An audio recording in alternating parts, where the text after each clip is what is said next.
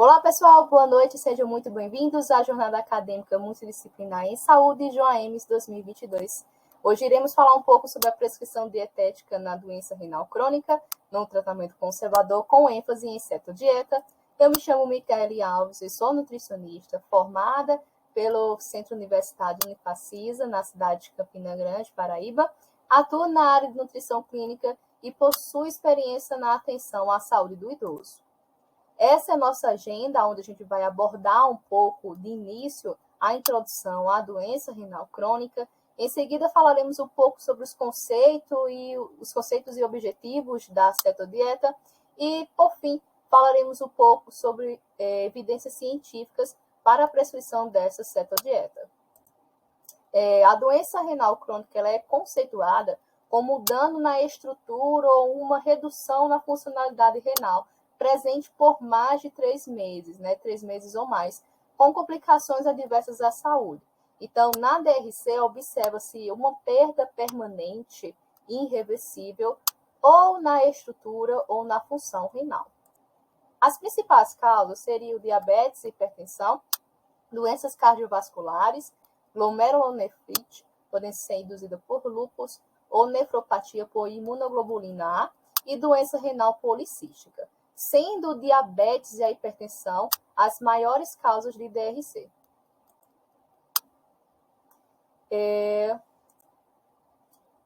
Esse gráfico aqui, ele corresponde ao Censo Brasileiro de Diálise, onde eles fizeram análise da última década, de 2009 a 2018.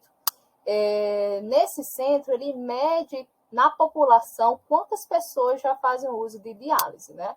Então, os centros de nefrologia, eles enviam a cada ano relatórios para esse censo aqui, esses questionários online, para que esse número seja cada vez mais acurado, né? Então, verifique. Aqui na prevalência de 2009, obtivemos um número de 405 PMB. Esse PMB corresponde a por milhão da população. Isso no ano de 2009. No ano de 2018, esse número cresceu abruptamente, no valor de 640 PMB, com incidência estimada de 42.546, com a taxa de mortalidade de 19,5. Falando um pouco sobre a taxa de filtração glomerular, ela mede a capacidade, ela tem essa função de medir essa capacidade renal de filtrar e eliminar compostos tóxicos como a ureia. Também é nela que nos ajuda a classificar em qual estágio se encontra, a lesão renal.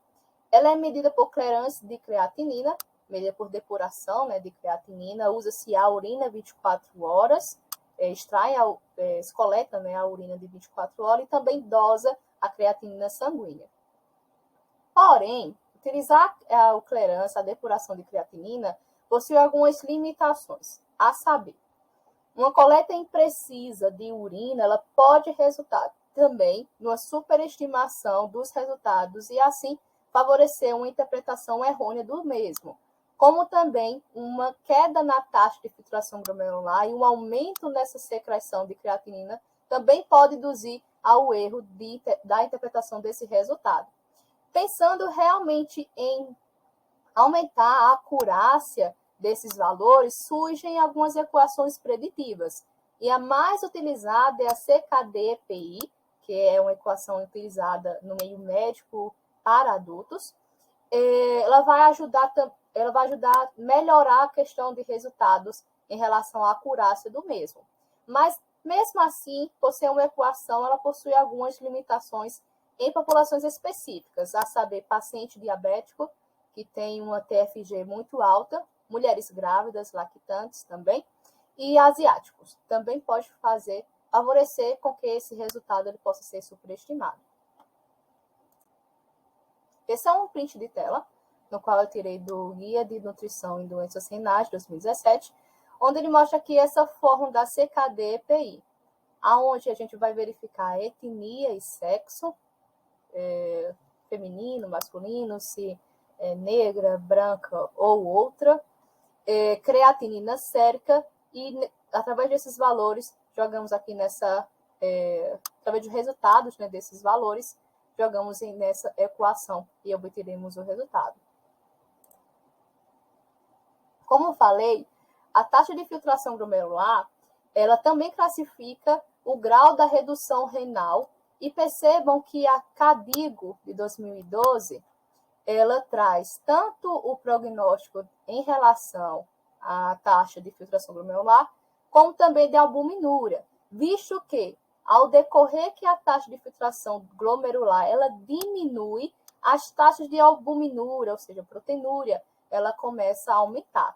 Verifica aqui nos estágios iniciais, estágio G1 e G2, verifica aqui que a redução é levemente, em relação à taxa de filtração glomerular, ela é levemente reduzida, em comparação aqui da albuminúria, né, ela é levemente aumentada. Quando chegam nos estágios 3A e 3B, onde é caracterizada uma leve a moderada redução e uma moderada a severa redução dessa TFG, a gente já verifica que as taxas de albuminúria ela começa a ser moderadamente aumentada, né? Quando chegamos no estágio G4 e G5, onde a gente vai observar a severa redução da TFG ou a falência renal, no caso da G5, a gente já verifica que os estágios de albuminúria já está severamente aumentado. Com a diminuição da própria funcionalidade renal, surgem algumas complicações. A acidose metabólica, que vem a ser induzida pela limitação de excreção do H+, a anemia, que é um pouco comum na doença renal crônica, devido à deficiência no metabolismo da eritropoetina, a doença renal óssea, que é um misto de alterações no metabolismo de compostos diretamente ou indiretamente ligados à questão óssea, e a hipercalemia, né, que é o distúrbio da homeostase do potássio, que pode ser induzido pelo próprio diabetes ou acidose metabólica. Então, como a gente vai avaliar o estado nutricional desse paciente que tem DRC? A gente pode utilizar um método subjetivo e um método objetivo. Quanto ao método subjetivo, verificamos a avaliação subjetiva global modificada de escala de 7 pontos, e também utilizamos o score de desnutrição e inflamação, que é o MIS. Sobre os métodos objetivos, verificamos aqui a antropometria. Então, verificamos também a questão do peso, de estatura e IMC, circunferência do braço, circunferência média do braço, área muscular do braço, circunferência da cintura e a BIA. Por que eu coloquei esse asterisco aqui na bioimpedância? Como os pacientes que possuem DRC, eles têm a tendência de ser hiperidratados, os resultados da bioimpedância podem ser superestimados. Então, para que a gente diminua cada vez mais esse erro da própria categoria da BIA, né, nós precisaremos utilizar algumas equações preditivas para mensurar de maneira um pouco mais certo, né?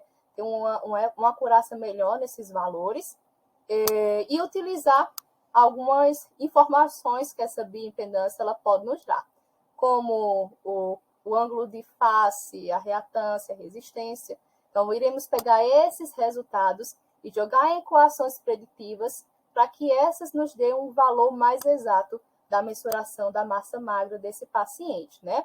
Lembrando que esses valores de reatância, ângulo de fase, geralmente é visto em bioimpedância que tem uma multifrequência, né? Multifrequencial. Geralmente eles se dão mais na multifrequência do que na unifrequencial. Para mensurar a questão do consumo alimentar, a gente pode verificar nesses pacientes, a gente pode introduzir, né, pode avaliar nesse tipo de paciente o registro alimentar de 3 a 7 dias, recordatório de 24 horas, frequência alimentar e também a quantidade de proteína que esse paciente utiliza, né, que é a proteína equivalente de aparência de nitrogênio, que é a PNA. Quanto a marcadores bioquímicos, podemos solicitar creatinina sérica, ureia sérica e urinária, proteínas totais e frações e transferrina. Certo, mas o que essa dieta tem a ver, o que a dieta tem a ver com tudo isso? Os fatores dietéticos, ele influenciam diretamente na progressão da doença renal crônica e suas complicações. Visto que a proteína dietética, elas são fontes de nitrogênio, fosfato e responsável também pela carga ácida da dieta, também o consumo de sódio está ligado diretamente ao consumo de proteína, né? o consumo proteico. Visto que a utilização de estratégias hipoproteicas pode beneficiar o controle dos níveis pressóricos de pressão arterial e de proteinúria. Neste caso, a intervenção dietética ela favorece o desacelerar o ritmo da própria progressão da doença renal crônica, além de adequar o estado nutricional desse paciente e prevenir ou retardar o aparecimento de doenças cardiovasculares.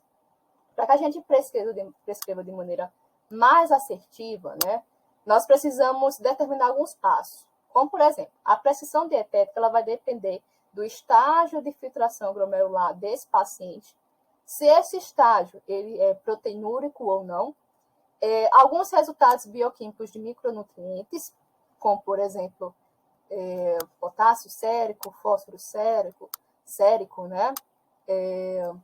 Sódio também, a gente vai precisar verificar, ver estágio de proteinúria, uremia desse paciente, e se essa doença renal crônica ela estiver associada a outra comorbidade, a gente precisa também tratá-la, né? Mas, afinal, o que é a cetodieta? A cetodieta ela é uma dieta muito baixa em proteína, suplementada com cetoanálogos, que são análogos de aminoácidos, que são esses cetoácidos aqui que vocês estão verificando. A cetodieta ela é diferente de dieta vegana e cetogênica. Ou seja, cetodieta, para que você verifique a diferença, né, a dieta vegana ela vai possuir em torno de 12 a 14% de proteína pelo valor energético total. E ela geralmente é mista, né? Então ela vai vir proteína de origem vegetal e também proteína de origem animal. Na cetodieta, não. Na cetodieta, o máximo que a gente pode chegar do valor energético total de proteína seria de 7%. E ela vai ser pobre, né, em proteína de origem animal. Ela é diferente também da estratégia da cetogênica. Por quê? Porque a quantidade de proteína na cetogênica é muito maior do que a cetodieta. E também o grupo populacional que se beneficia com esse tipo de estratégia são bem diferentes.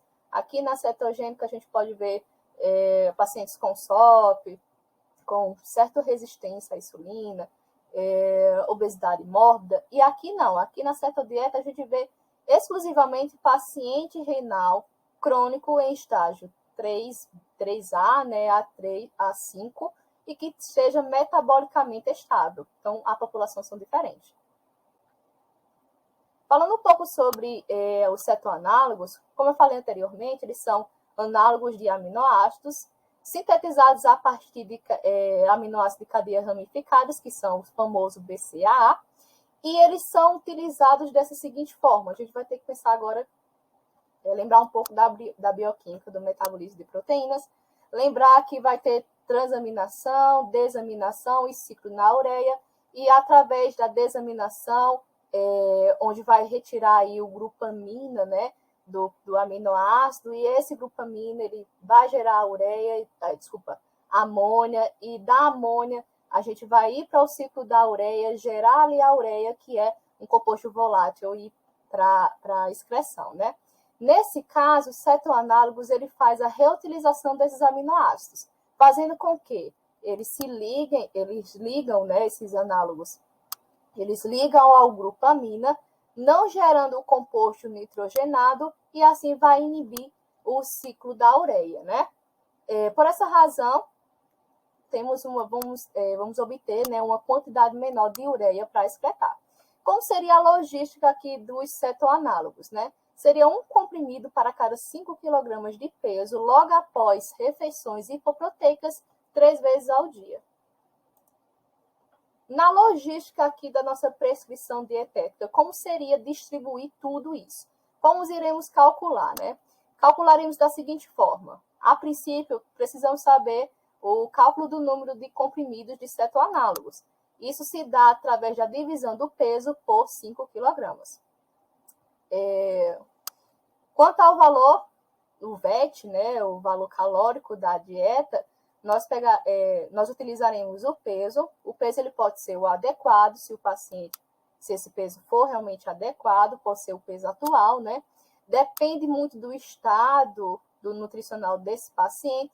Se caso tenha ocorrido algum tipo de alteração, pode corrigir esse peso, pode usar o peso atual pregresso também. Mas digamos que esse paciente ele está com peso atual adequado. Então, utilizamos aqui o peso atual adequado, vezes 30 a 35 quilocalorias por dia. Em relação aqui a proteínas totais, fazemos a mesma conta, peso vezes 0,3 a 0,6 gramas por dia, né? Em relação aqui à proteína, a gente vai utilizar de maneira gradativa essa redução, né? Sairemos de 0,6 até 0,3, 0,2, a verificar também o estado nutricional desse paciente. Calcularemos também as proteínas por percentual energético do valor calórico total. E para adequar e para bater a necessidade energética desse paciente, utilizaremos lipídios e carboidratos. Quanto aos objetivos da cetodieta, observa-se que os benefícios começam a ser vistos a partir do estágio 3B. Então, é melhor que a gente inicie a cetodieta de maneira gradativa através do estágio 3B. Então, o que a gente precisa entender aqui na cetodieta em relação a objetivos? Nós queremos melhorar a toxicidade urêmica, a questão da proteinúria e os distúrbios eletrolíticos que são característicos da doença renal crônica. E por finalidade, né, isso vai nos gerar vai postergar cada vez mais a diálise.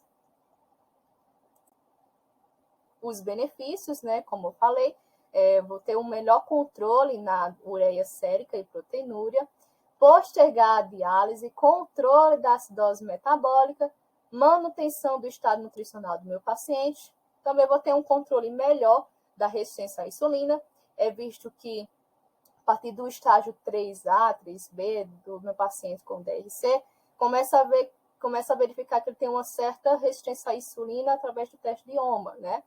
E nesse caso, veio através do próprio estresse oxidativo e da própria inflamação crônica. Também dá para ter um certo controle no hormônio parotidiano através do controle de fosfato e também de pressão arterial. Porém, ela tem algumas contraindicações. Essa dieta ela é contraindicada em pacientes com estado nutricional de desnutrição e síndrome nefrótica. Então, qual seria a diferença de uma recomendação atual de baixa proteína para uma recomendação de muito, muito baixa proteína? Na verdade, não vai ter nenhuma alteração significativa apenas na questão da proteína. Desculpem. Então, vamos lá. Peguei aqui as informações da Abraspa em 2020, tá? Então, em relação a calorias, continua a mesma coisa, tanto na baixa proteína como também na muito baixa proteína. Carboidratos, fica em torno de 55% a 65% do VET, a mesma coisa para muito baixa proteína. Lipídios de 25% a 35%, com gordura saturada menor ou igual a 7%. De proteína, a gente vai ter aqui de 0,6 a 0,8, 0,8, né? Geralmente a gente usa para diabéticos, né? Ou para desnutrição, ou para uma idade muito avançada, né? E 0,6 é costumeiramente utilizado para pacientes em tratamento conservador. Nesse caso aqui, na baixa proteína, eu vou reduzir a proteína de 0,6 até chegar a 0,3, 0,2 gramas por quilo de peso dia com suplementação de cetoácidos. Fósforo ainda continua a mesma coisa, os demais micronutrientes também, né? Sobre as evidências científicas, vamos verificar aqui uma diretriz, que é a CADOC 2020. Ela traz da seguinte forma que restrição de proteína para pacientes com DRC não em diálise e sem diabetes, pode verificar que é uma população específica que vão se beneficiar com essa questão de redução de proteína muito baixa. E ela diz o seguinte: em adultos com DRC em estágio 3 a 5, que são metabolicamente estáveis, então realmente desnutridos, com outras alterações metabólicas, não entraria nessa categoria, recomendando sob supervisão clínica rigorosa, restrição de proteína com ou sem análogos de cetoácidos, para reduzir o risco de doença renal terminal e morte, né? Perceba que essa evidência ela é fortíssima, pela própria tabela aqui de grau de qualidade de evidência, o nível ele é alto. E quando vem aqui para melhorar a qualidade de vida, já vem um nível um pouco baixo, né? Então, como seria esse norteamento em relação à quantidade de proteína? Eles falam, uma dieta pobre em proteína, fornecendo de 0,55 a 0,60 gramas de proteína dietética por quilo de peso corporal dia, ou uma dieta muito pobre em proteína, fornecendo 0,28, tá vendo que baixa bem, abaixo de 3 mesmo, né? 0,28 a 0,43 gramas de proteína dietética por quilo de peso corporal dia, com análogos de cetoácidos, aminoácidos adicionados para atender a necessidade de proteína, chegando a 0,55 a 0,60 do quilo de peso desse paciente.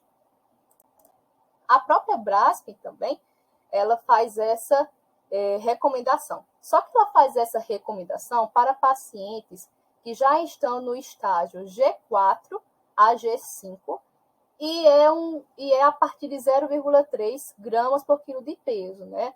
Nesse tipo de paciente. Diz assim as duas recomendações da própria Braskem.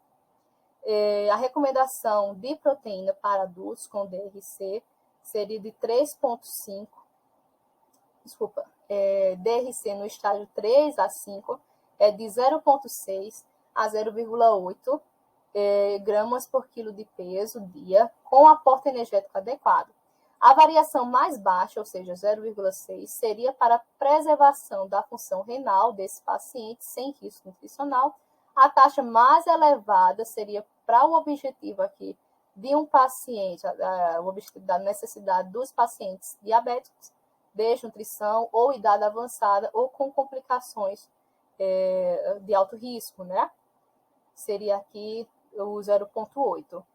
E ela fala aqui na recomendação 12, a dieta com aproximadamente 0,3 a 0,4 gramas por quilo de peso dia de proteína suplementada com cetoanálogos ou aminoácidos essenciais para pacientes no estágio G4 a G5 diminui o risco de falência renal, reduz proteinúria e pode ter efeito benéfico sobre as complicações metabólicas sem causar prejuízo ao estado nutricional.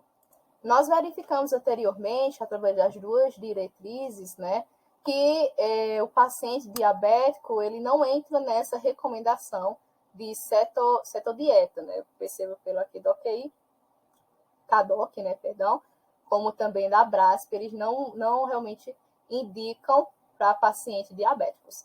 Esse estudo aqui de 2018 é um estudo observacional e prospecto, no qual informa segurança e eficácia da dieta hipoproteica suplementada com cetoácido em pacientes diabéticos com doença renal crônica.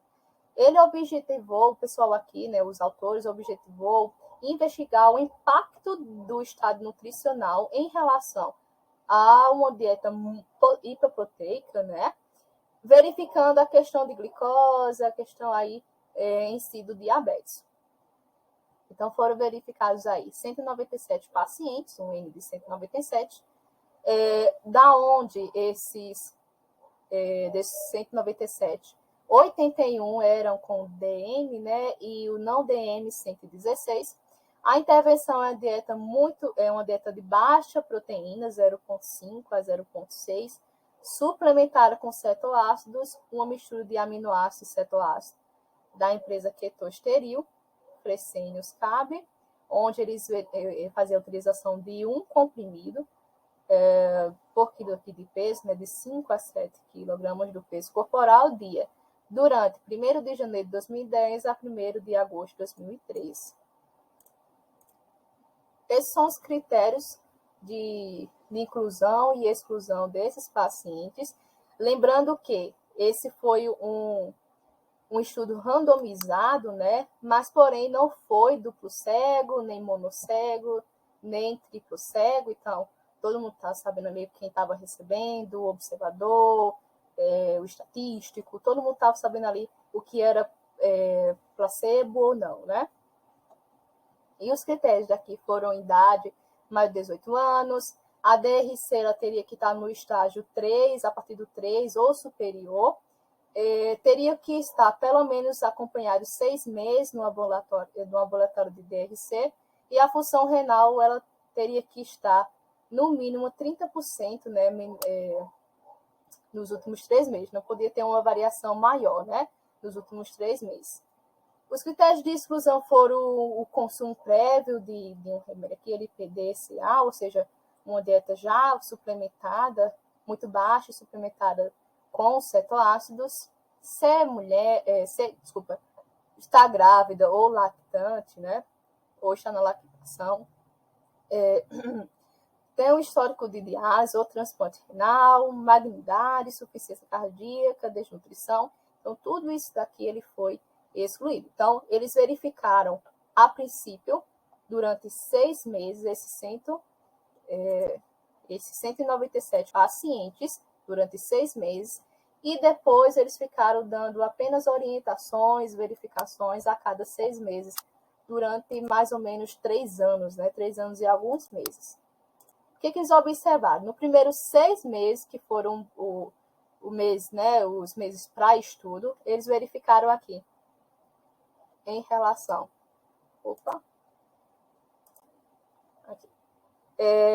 Eles verificaram em relação à pressão arterial, né? No grupo inicial teve 37, isso aqui foi no começo do estudo, e no final do estudo, ou seja, no prazo de 6 meses, foi verificado uma baixa aqui no grupo diabetes, uma baixa na PA, né? E no grupo não diabetes, que começou aqui com 127, ao final do estudo, de prazo de 6 meses, foi de 129. Em relação à ureia, da mesma forma, 131 começou aqui, né, no começo do estudo, e 105, isso no grupo de controle de intervenção por diabetes, terminou com 105. E no grupo aqui não diabetes, 115 e terminou com 88, né? Veja que a maior redução aqui seria em relação ao grupo não diabetes. Ácido úrico da mesma forma, né? Glicose, vamos ver aqui parâmetros de glicose. No diabetes, no começo, a média, né, de glicose por miligramas por decilitro foi de 126. Ao final, esses 81 apresentou média de 103, né? E no grupo que não possuía diabetes, esse daqui apresentou 97, continuou com 97. Então, teve uma redução significativa aqui em relação a diabetes, mas talvez essa redução ela possa ser não significativa para a prática clínica. Vimos também aqui questão de albumina, né? No diabetes ficou 37 no começo, né? A média aqui no começo, e após 6 meses, 3,8. Em relação aqui, não variou, né? Em relação ao grupo não DM. Colesterol, triglicerídeos também da mesma forma. Aqui não teve muita variação significativa, não. E aqui a questão do IMC continuou bem paralelo, né? Ficou bem, não teve tanta variação. Falando um pouquinho aqui desse estudo. Nesse estudo aqui, eles foram observando durante 6 meses, né, o paciente. Então, a acurácia maior desse estudo foi no prazo de 6 meses. Depois, algumas pessoas foram desistindo, as que foram desistindo, as foram aceitando, né, continuar com o estudo, ficaram por mais 6 meses, depois por mais 6 meses, até realmente verificar, terminar o estudo de quase 3 anos, né, 3 anos e alguns meses. O que é interessante aqui também é que eles só informaram para a gente, no próprio trabalho, os autores, eles só informaram os valores de 6 meses para os pacientes, né, desses 197 que permaneceram nesse prazo de 6 meses. Nos demais meses, embora a quantidade, o N, fosse reduzida, era interessante a gente verificar como ficaria por mais tempo, né? Então, aqui eles só fizeram a intervenção por 6 meses e não por 2 anos e 3 meses. Isso já é um viés, né? Certo, agora vamos falar um pouco sobre esse estudo aqui, que é a dieta vegetariana muito baixa em proteína, suplementada com cetoanálogos e progressão, e vamos verificar a progressão dessa doença renal crônica. O objetivo desse trabalho foi avaliar a eficácia e segurança de uma dieta muito baixa em proteína, suplementada com cetoanálogos de aminoácidos essenciais na redução da progressão da doença renal crônica. Ele é um estudo de desenho randomizado e controlado, também não foi cego, né? Não foi um estudo cego. Então, o desfecho foi de 207 pacientes acompanhados por 36 meses. Isso aqui é o desfecho, tá certo? Verifique que eles tiveram bastante cuidado para fazer os critérios de inclusão e exclusão aqui no começo. Aqui, após a randomização, foram verificados 207, né? Desses 207, 104 foi para intervenção com proteína, com baixa proteína de 0,3 gramas por quilo de peso por dia, mais cetoanálogos. Ao final do estudo, sobraram apenas 90, né, desse N, que foi verificar aqui se reduziria a taxa de filtração glomerular, questão de sobrevida, né, e outros parâmetros. E aqui embaixo, o tempo seria de 12 meses, tá? E aqui embaixo, essa intervenção seria de proteína, baixa proteína, de 0,6 kg por quilo de peso dia, e 103, né, um N de 103, também verificar a sobrevida, também verificar se reduziria a taxa de filtração glomerular, e ao final aqui sobrou 69 desse N aqui, né, dos que foram randomizados. O que eles verificou? Esse KD é a dieta com 0,3 suplementada com cetoanálogos, tá bom? Se é muito baixo em proteínas. E a LPD é uma dieta com 0,6, que é o habitual que a gente faz hoje, que a gente utiliza hoje. Pode verificar que na KD, esse pretinho aqui, ele teve uma certa constância, né, na relação na própria taxa de filtração glomerular, né? Perceba aqui que ele continua com 18,7, 18,1 e vem reduzindo até 17,4. Comparado aqui em relação à LPD, que é esse cinza mais clarinho, a redução ela é um pouco mais drástica, né?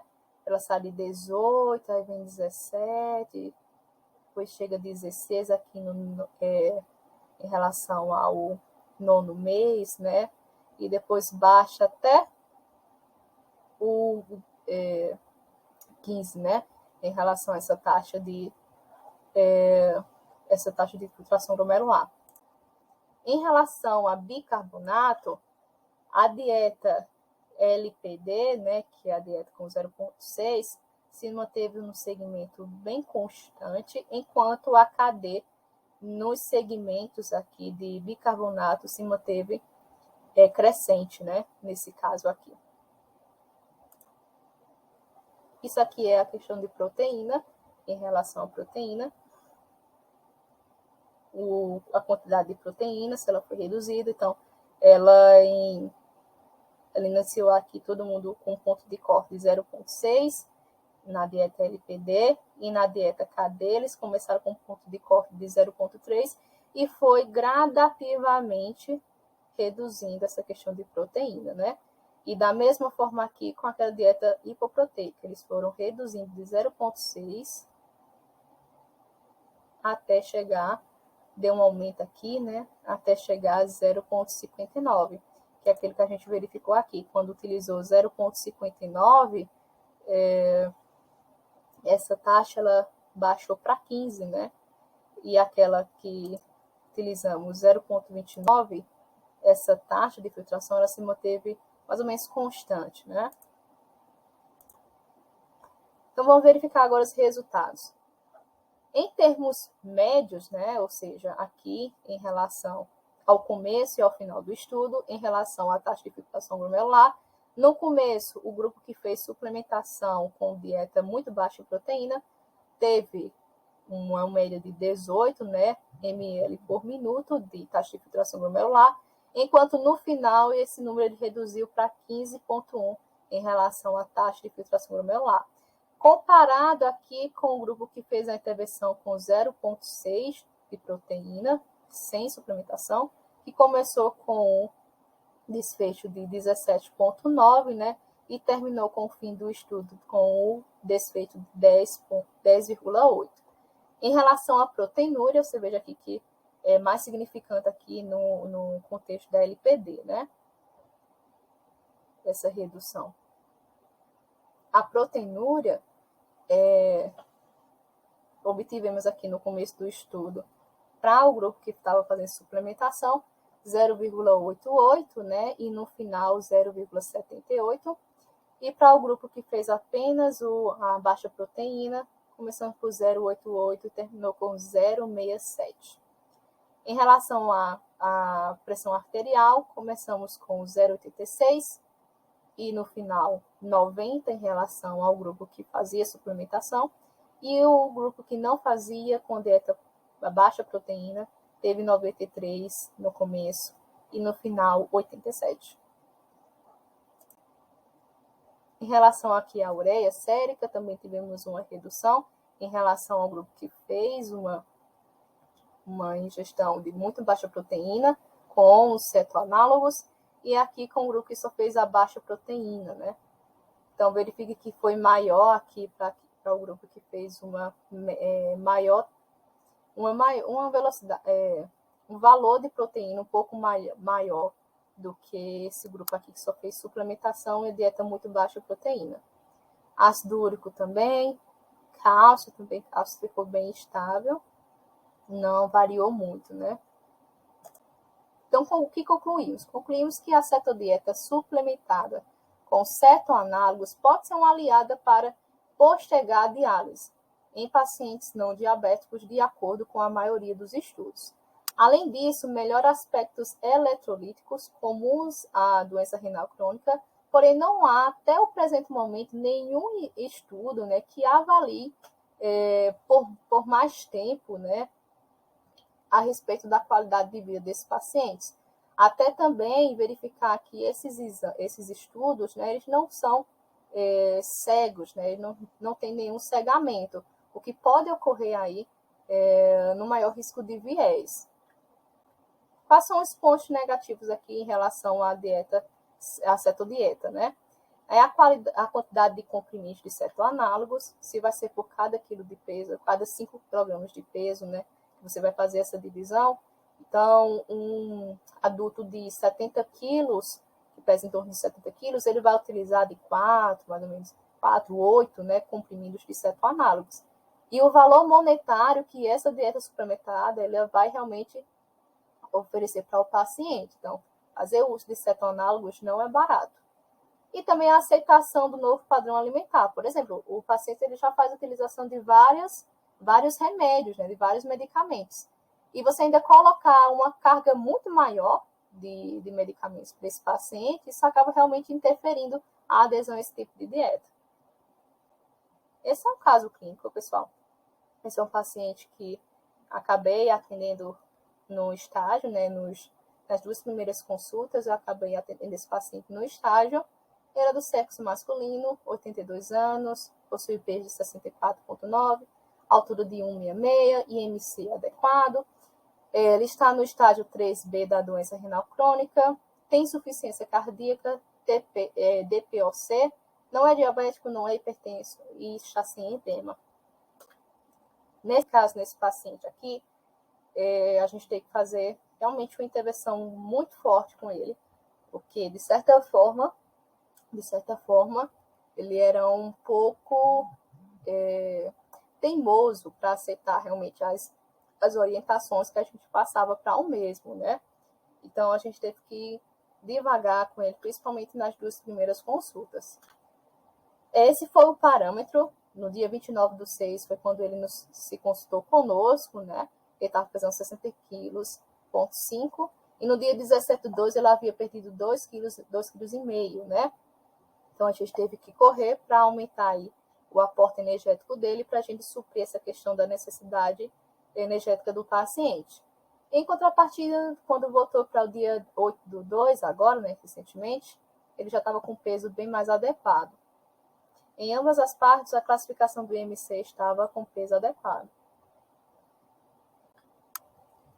Então, qual foi a conduta, né? Então, no dia 29/6, a gente fez uma dieta para ele com a caloria de 2.291 quilocalorias, porque a gente verificou na contagem mesmo do que ele referia que ele comia muito menos do que isso, e ele já se sentia com aquela plenitude, né? Com aquela... não tinha realmente mais vontade de comer. Ele era um paciente bem complicado nessa parte comportamental, né? Do comportamento alimentar. Então, a gente não... eu e o meu professor, meu preceptor, a gente não quis também aumentar muito a questão da caloria, sabendo que ele não iria comer, né? Eu coloquei aqui 0,9 gramas por quilo de peso de proteína, coloquei 0,4 de lipídios, e carboidratos aqui eu adequei para ficar 3,5 por grama de quilo de peso.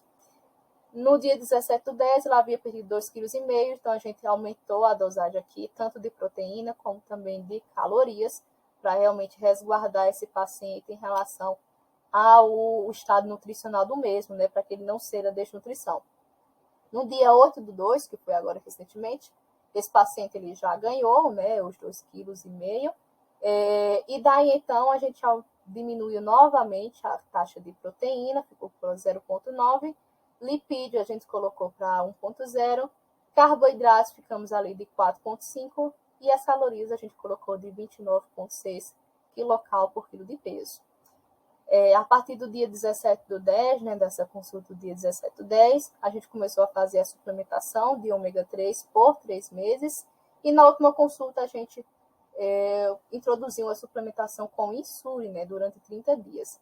Nesse paciente específico, eu não coloquei exatamente a dieta a cetodieta, justamente porque ele é um paciente idoso e que perde facilmente a questão do peso, né? Você pode perceber, de 29/6 até 17/10, ele já tem perdido 2,5 kg. Então, ele possui também doenças muito catabólicas.